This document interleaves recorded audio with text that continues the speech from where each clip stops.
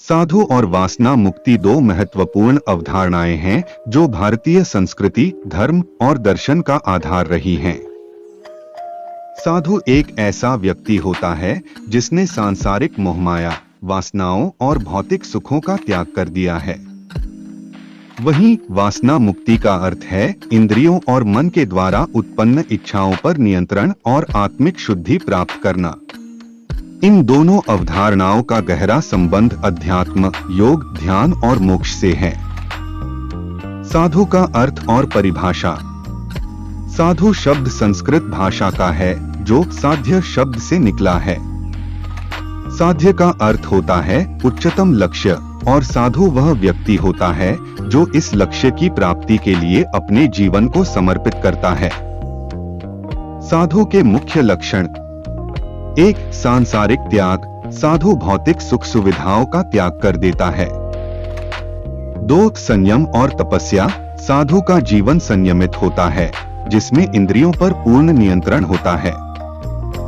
3. सत्य और अहिंसा। साधु सत्य और अहिंसा का पालन करता है।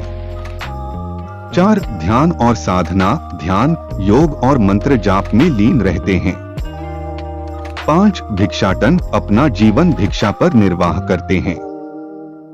6. वैराग्य। मन, वचन और कर्म से संपूर्ण रूप से विरक्त होना।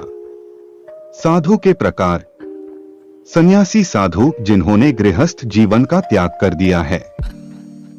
योगी साधु ध्यान और योग के माध्यम से आत्मा का शुद्धिकरण करते हैं।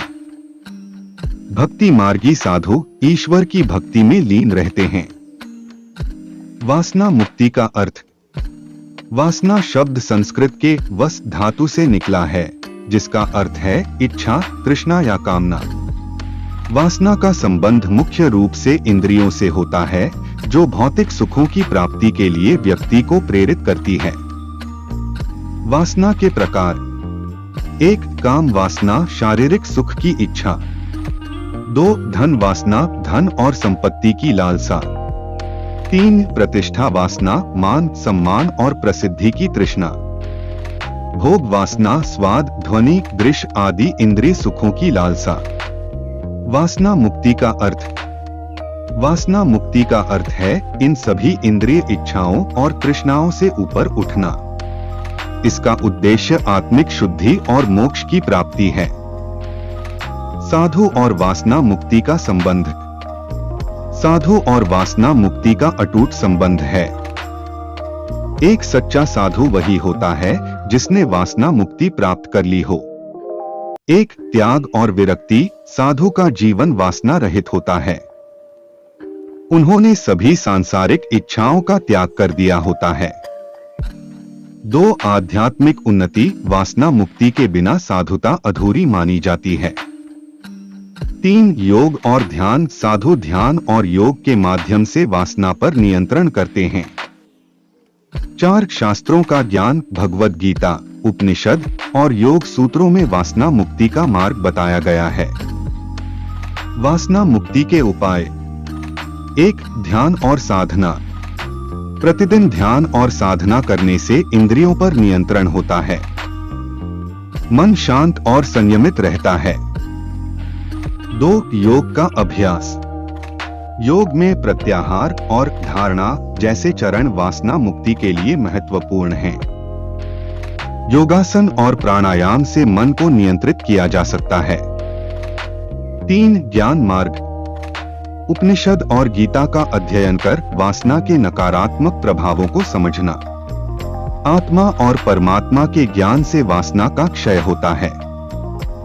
4. वैराग्य और त्याग। सांसारिक वस्तुओं और सुखों के प्रति आसक्ति का त्याग। मन को नश्वरता का बोध कराना। साधु जीवन में वासना मुक्ति के उदाहरण: 1. गौतम बुद्ध। राजसी जीवन त्याग कर बुद्ध ने वासना मुक्ति का मार्ग अपनाया। ध्यान और ज्ञान से उन्होंने निर्वाण प्राप्त किया। 2. स्वामी विवेकानंद। बाल्यकाल से ही संयमित जीवन जीते थे। वासना मुक्ति और आध्यात्मिक उन्नति के उदाहरण: वासना मुक्ति के लाभ: 1. मानसिक शांति। मन शांत और स्थिर रहता है। 2. आध्यात्मिक प्रगति, मोक्ष प्राप्ति का मार्ग प्रशस्त होता है। 3. स्वास्थ्य लाभ, योग और ध्यान से शारीरिक और मानसिक स्वास्थ्य बेहतर होता है। 4. सामाजिक संतुलन, वासना मुक्त व्यक्ति समाज में शांति और सद्भावना फैलाता है। निष्कर्ष, साधु और वासना मुक्ति एक दूसरे के पूरक हैं। साधुता का सार ही वासना मुक्ति में निहित है। वासना मुक्त जीवन न केवल आत्मिक शांति प्रदान करता है, बल्कि व्यक्ति को आध्यात्मिक उन्नति और मोक्ष की ओर अग्रसर करता है। भारतीय संस्कृति और धर्म में वासना मुक्ति को सर्वोच्च आदर्श माना गया है, और यही कारण है कि साधुता को समाज में उच्चतम सम्मान दिया गया है। साधु का अर्थ है एक ऐसा व्यक्ति जिसने सांसारिक मोहमाया और भौतिक सुखों का त्याग कर दिया है और ईश्वर या आत्मज्ञान की प्राप्ति के मार्ग पर चल रहा है। साधु जीवन को साधना, त्याग और तपस्या का प्रतीक माना जाता है। साधु अपने जीवन को आत्मानुशासन, भक्ति, योग, ध्यान और सत्य की खोज में समर्पित करते हैं। वे समाज में आध्यात्मिक मार्गदर्शन और नैतिक मूल्यों के प्रचार प्रसार का कार्य करते हैं। साधु किसी धर्म विशेष से बंधे नहीं होते, बल्कि वे आध्यात्मिकता की सार्वभौमिक भावना का पालन करते हैं। भारतीय परंपरा में साधु को तपस्वी, ऋषि, योगी और सन्यासी जैसे विभिन्न नामों से पुकारा गया है। इनका जीवन सात्विकता और संयम पर आधारित होता है। वासना का अर्थ और प्रभाव। वासना का अर्थ है तीव्र इच्छाएं, विशेष रूप से भौतिक सुख और कामनाओं की तृष्णा। वासना को अक्सर मनुष्य के मन और आत्मा की शुद्धता के लिए एक बाधा माना गया है। यह मनुष्य को माया और सांसारिक सुखों की ओर आकर्षित करती है, जिससे आध्यात्मिक प्रगति में रुकावट आ सकती है। वासना के कई प्रकार होते हैं, जैसे भौतिक सुखों की लालसा, यश प्राप्ति की इच्छा और भोगविलास की तृष्णा। धर्म और दर्शन के अनुसार वासना का त्याग आत्मज्ञान और शांति की ओर पहला कदम है। वासना से मुक्ति पाने के लिए ध्यान, योग और स्वानुशासन का अभ्यास आवश्यक माना गया है। साधु और वासना का संबंध। साधु बनने के मार्ग में वासना का त्याग सबसे बड़ी चुनौती होती है। साधु वह है जिसने वासना और सांसारिक लालसाओं पर विजय प्राप्त कर ली हो। वासना को साधु के लिए एक परीक्षा माना जाता है। योग और ध्यान के माध्यम से साधु अपने मन को शांत करते हैं और वासनाओं को नियंत्रित करते हैं। धर्म और शास्त्रों में वासना का महत्व।